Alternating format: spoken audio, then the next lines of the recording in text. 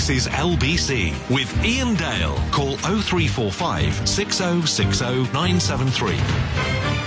7:19 here on LBC. If you were listening to, I think it the first cross question that we ever did back in September, or maybe the second, the Treasury Minister, Mel Stride, was one of the guests. And I put a text to him at the end of the hour about the loan charge scandal.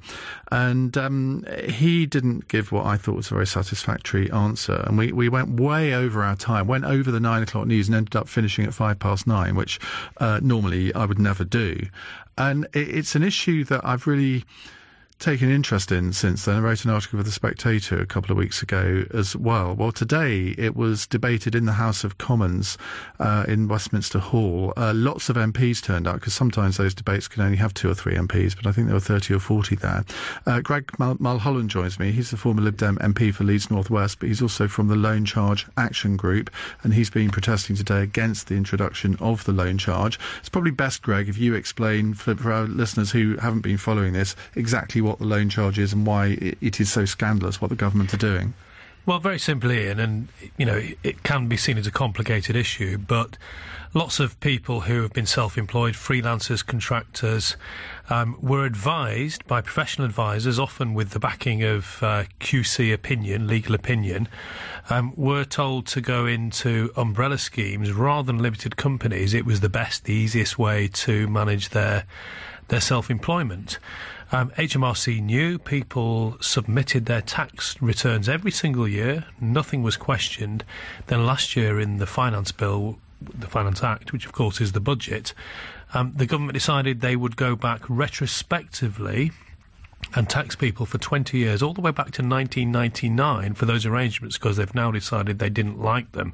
So actually people are facing bills of, as was said in Westminster today, £100,000, £200,000, £300,000, bills they can't afford that will make them bankrupt and that will make some people lose their homes. And we took loads of calls from people in that situation a few weeks ago, and I don't think there's a day that goes by without somebody in that situation emailing me with further information, or they've got a friend who's involved and they tell the human consequences of this.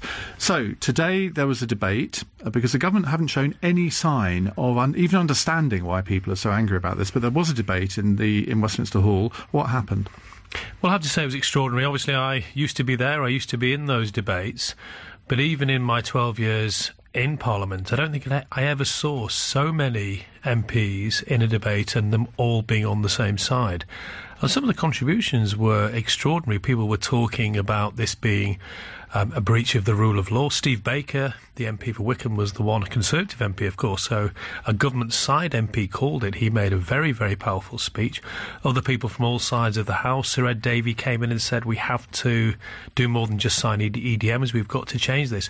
John Hayes, someone who's been a minister, came in and threatened and said, we need to change this, and woe betide anyone who doesn't listen. That's exactly what he said. So from all sides of the House, from the Labour Party, from the SNP, the Liberal Democrats, the Conservatives, there was unanimity that this was a terrible mistake. It was put through without proper scrutiny, and that there has to be change. And this doesn't happen that often, where you have almost a cross-party consensus that something is just unfair. And I think one of the big reasons why people see this as being unfair is because of the retrospective nature of it. If the government said, well, from now on, we're not going to allow this anymore, I don't think a lot of people would object particularly.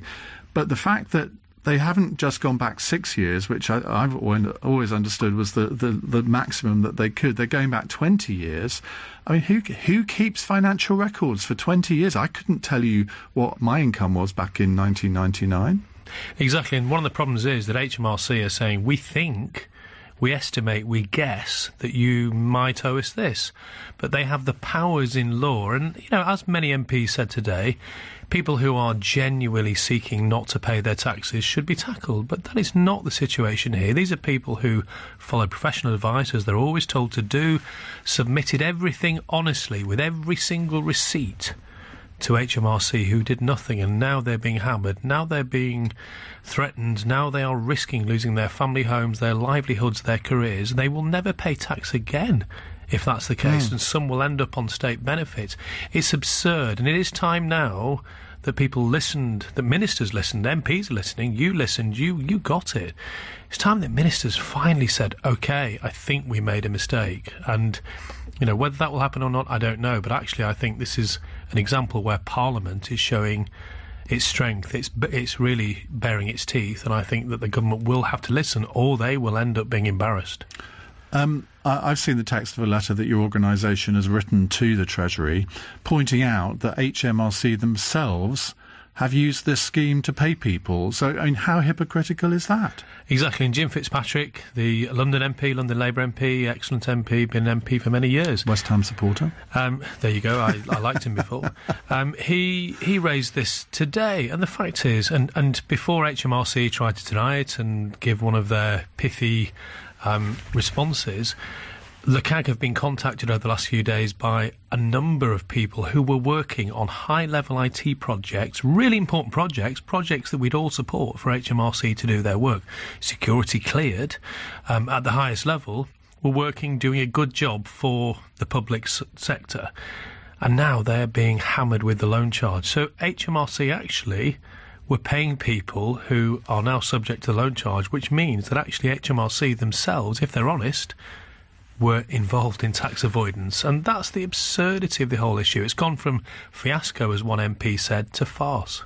Now, we should explain that this is partly about tax avoidance. So a lot of people will say, well, why should we support these people? They've been trying to avoid tax. Now, you can say, well, it was perfectly legal for them to do so. But most people assume if someone's avoiding tax, they're incredibly rich. But we're talking about normal people here, aren't we? We are. We're talking about contractors, and you know, there are many IT contractors that do fantastic things, probably for this radio station. We all need talented, skilled IT contractors. We need contractors in various other areas, but it also captures locum doctors and nurses. The Independent Health Professionals Association were supporting this and have been supportive of the campaign all along, because there are nurses who will be made bankrupt by this, and nurses who actually were forced to go into these arrangements by their employer. They were told they couldn't work directly anymore and they had to do this. So it's absolutely outrageous that these people are now facing bankruptcy, homelessness and distress. And I have to say, and it was mentioned many times, the word suicide does not come up, thankfully, in a parliamentary debate very often. It came up several times as if that was some sort of accepted consequence of this policy. And I'm really sorry to say that LCAG had a report at the weekend of a second suicide as a direct result of the loan charge. It's outrageous. So if ministers are not going to listen now, listen to the weight of opinion from all sides of the House and from the excellent Conservative MPs who stood up today and said this is wrong, it goes against the basic principles of the rule of law, but it's also immoral to do it in this way. Of course, rule out these arrangements going forward, have the loan charge carrying on. So anyone from now on, from last year, knows that these arrangements are not acceptable, but don't go back 20 years. Don't destroy families. Well, I look forward to the day when I speak to you next on the programme, on the day that the government does a full backtrack, because I do think that it's inevitable that they will. Greg, thank you very much. That's Greg Mulholland from the Loan Charge Action Group.